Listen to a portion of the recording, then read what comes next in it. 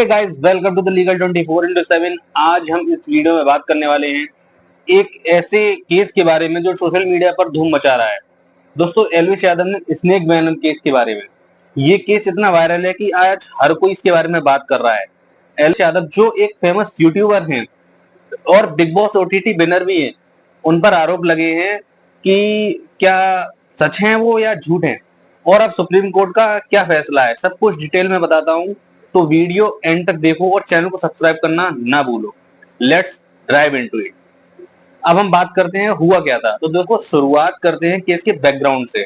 नवंबर 2023 में नोएडा के sector 49 police station में एक एफआईआर दर्ज हुई। एफआईआर थी एल्विश यादव और उसके कुछ दूसरे साथियों के ऊपर।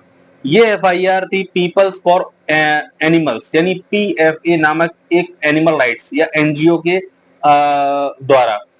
आरोप क्या था कि एल्विश यादव और उनके एसोसिएट्स रेप पार्टियां ऑर्गेनाइज करते हैं जहां स्नेक वेनम का बहुत ज्यादा यूज होता है। साथ ही साथ जो रिक्रिएशनल ड्रग है उसके रूप में भी इसका इस्तेमाल किया जाता है और स्नेक का भी मिसयूज होता है उनके यूट्यूब वीडियोज के लिए। जी हाँ दोस्तों, आपने सही सुना, स्नेक वेनम। ये केस तब और ज्यादा बड़ा हो गया जब नोएडा पुलिस ने नवंबर 2023 में एक रेड की नोएडा सेक्टर 51 के एक बैंक्वेट हॉल पर। वहां से 9 स्नेक्स इंक्लूडिंग कोबरा और स्नेक वेनम रिकवर हुए। फॉरेंसिक रिपोर्ट ने कंफर्म किया कि ये वेनम कोबरा और क्रेट स्पीसीज का था।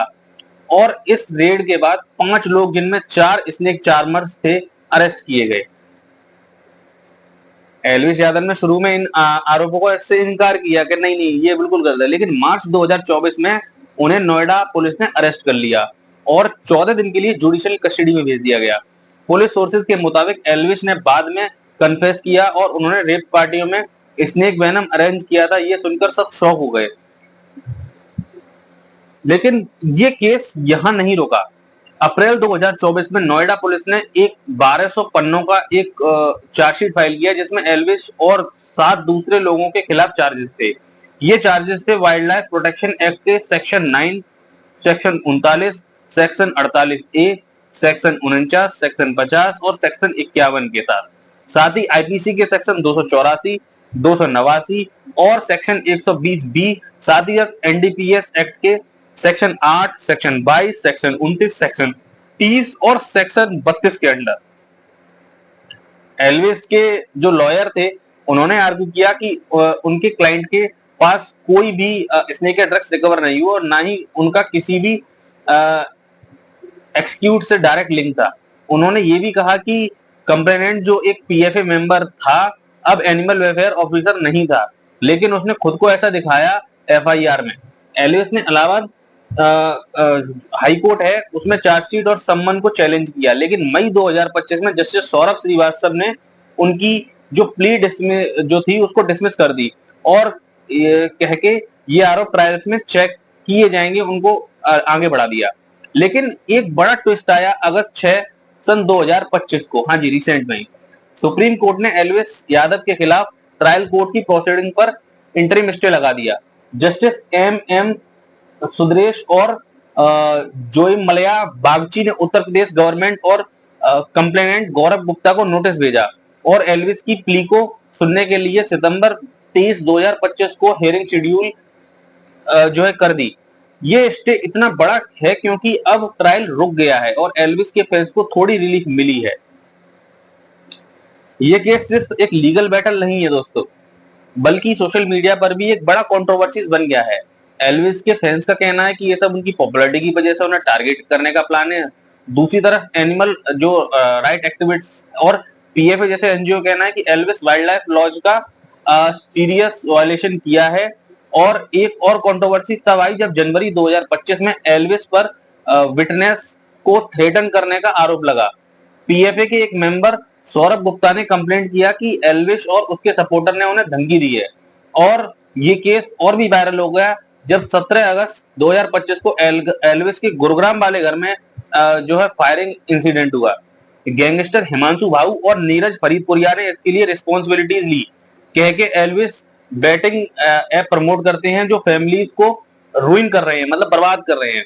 ये इंसिडेंट ने केस को और ज्यादा सेंसेशन बना दिया। अब दोस्तों थोड़ी बात कर लेते हैं स्नेक वेनम के यूज के बारे में। आपने पूरा केस समझ लिया, पर स्नेक वेनम का यूज क्या होता है वो हम अब इस सेक्शन में देखेंगे। दोस्तों एक्सपर्ट्स के मुताबिक स्नेक वेनम में न्यूरोटॉक्सिन होते हैं जो इंटॉक्सिकेशन का इफेक्ट देते हैं, लेकिन ये बहुत डेंजरस हैं। इसे एपिडिडिज्म कहते हैं और ये लाइफ थ्रेटनिंग हो सकता है। इंडिया में ये कॉमन नहीं है, लेकिन इस केस ने इस पे काफी स्पॉटलाइट डाल दी। एनडीपीएस एक्ट के अंडर भी स्नेक वेनम से ड्राइज्ड सब्सटेंस इलीगल हैं, लेकिन जो एल्विस के केस में एनडीपीएस एक्ट में चार्जेस लगाए गए थे जो बाद में ड्रॉप भी कर दिए गए। तो दोस्तों सवाल ये है कि एल्विस यादव सच में टारगेटेड अटैक हैं, गिल्टी हैं, या उनके फेम की वजह से उनको अटैक किया जा रहा है। एल्विस के जो लॉयर्स हैं उनका कहना है उनके खिलाफ कोई सॉलिड प्रूफ नहीं है, जबकि प्रोसिक्यूशन का क्लेम है कि वो डायरेक्टली इन्वॉल्व थे इस केस में।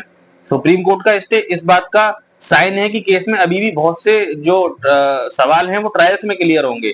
एल्विस के फैंस उनके सपोर्ट में खड़े हैं और सोशल मीडिया पर जस्टिस फॉर एल्विस बीच बीच में ट्रेंड होता रहता है।